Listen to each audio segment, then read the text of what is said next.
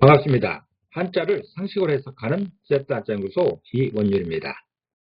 오늘은 세트한자 제305강으로 기다림에 관련된 세트한자를 공부해 보겠습니다. 오늘 공부할 글자는 기다림에 관련된 네 글자의 한자를 준비했습니다. 기다림의 세트한자 중에 발할망자를 살펴보겠습니다. 발할망자입니다. 발할망자는 바라다 또는 기다리다 등의 의미가 있습니다.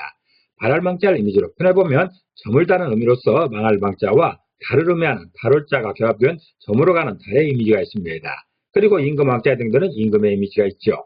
이런 이미지가 결합된 모양이 발할망자여서 발할망자가 표현하는 그 바란다는 것, 기다림은 저무는 달을 보는 임금의 심정이다 라고 표현하고 있습니다.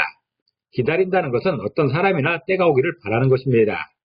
바라는 것이 곧 기다리는 것이죠. 어떤 사람이 오기를 기다리는 것은 대낮에 해가 쨍쨍 떠 있을 때 기다린다기보다도 자려고 하는데 그 사람이 생각나서 밖에 나가서 하늘을 보며 저무는 달을 보며 그 사람을 그리는, 저 달을 그 사람도 보고 있을까 하면서 그 사람을 기다리는 것이죠.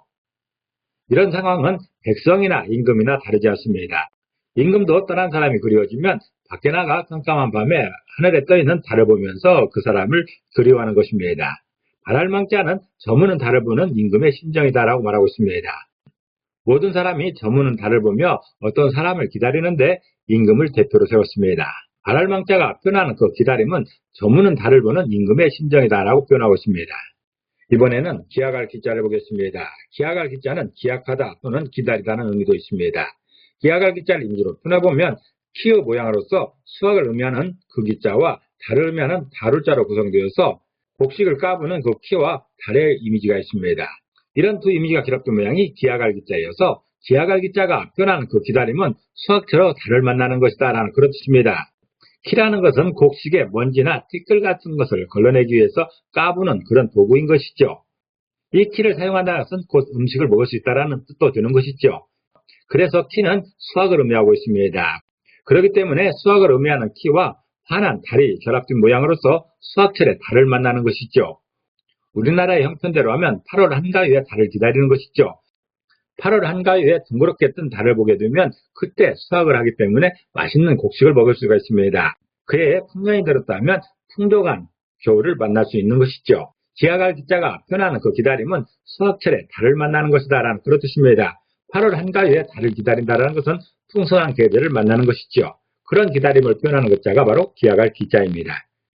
이번에 기다림은 지킬 숫자입니다. 지킬 숫자는 지키다는 뜻도 있고 기다린다는 뜻도 있습니다. 지킬 숫자를 이미지로 표현해보면 진면자에 등도는 지붕의 이미지가 있습니다. 그리고 마디촌자에 등도는 손가락 한마디의 이미지가 있습니다. 이런 두 이미지가 결합된 모양이 지킬 숫자여서 지킬 숫자가 표현하는 그 기다림은 집의 역할 중에 약간의 부분이다라는 그런 뜻입니다. 집이 갖고 있는 기능은 여러 가지가 있습니다. 세트한자 제180강에서 집의 용도에 관한 세트한자를 공부한 적이 있습니다. 이때도 공부했지만 집에는 여러 기능들이 있죠. 그 중에 한 기능이 기다리는 것입니다.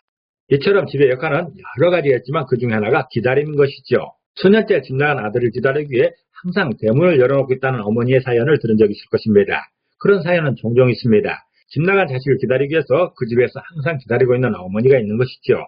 집의 역할은 하루 일과를 마치고 저녁에 퇴근하는 가족들을 기다리는 그런 역할도 있고 오랫동안 집 떠난 가족을 기다리는 그런 역할도 있는 것이지요. 지킬 숫자가 표현하는 그 기다림은 집의 역할 중에 약간의 부분이 기다림이다 라고 표현하고 있습니다. 이번에는 기다릴 때자를 보겠습니다. 기다릴 때자는 기다리다는 뜻도 있고 대비한다는 뜻도 있습니다. 기다릴 때자를 이미지로 표현해보면 천천히 걸어갈 척자에 해당되는 천천히 걸어가고 있는 아빠와 아들의 이미지가 있습니다. 그리고 절사자에 해당되는 작지만 중요하다는 의미로서 넓은 골프장 안에 작은 홀의 이미지가 있습니다. 넓은 골프장에서 이 홀이 가장 중요한 것이죠. 이 홀에 볼을 넣기 위해서 그 멀리서부터 볼을 치면서 오는 것입니다. 작지만 중요한 곳이 바로 이 홀인 것이죠. 이런 두 이미지가 결합된 모양이 기다릴 때자여서 기다릴 때자가 표현하는 그 기다림은 경험 속에서 작지만 중요한 과제다라는 그런 뜻입니다. 정리해 보겠습니다. 발할망자가 있습니다. 발할망자는 바란다는 뜻도 있지만 기다린다는 뜻이죠. 발할망자가 표현하는 그 기다림은 저무는 달을 보는 왕의 상황입니다. 떠나간 사람을 기다리는 것이죠. 그 사람이 언제 돌아올까 하염없이 기다리는 그 안타까움을 표현하고 있습니다. 발할망자는 희망이라는 말에서도 사용되고 망부석이라는 말에서도 사용됩니다. 멀리 떠난 남편을 기다리다가 볼비석이 되어버렸다는 망부석의 전설이 있는 것이죠. 또 기약할 기자가 있습니다. 기약할 기자도 기약하다는 의미가 있고 기다린다는 뜻이죠. 기약할 기자는 추수철인 8월 한가위의 달을 보고 싶은 그런 심정입니다. 8월 한가위가 왔다는 것은 추수가 됐다는 것이죠. 충분한 식량이 확보되었다는 것이어서 식량을 기다리는 것입니다. 기약할 기자가 표현하는 그 기다림은 식량을 만나는 것입니다. 기약할 기자는 기약한다는 뜻도 있고 기회라는 말에서도 있는 것이고 사춘기할 때 그 기한을 표현할 때도 기약할 기자를 사용하고 있습니다. 또 지킬 숫자도 기다림을 표현하고 있습니다. 지킬 숫자는 집의 여러 역할 중에 하나가 기다림이다라는 그런 뜻이죠.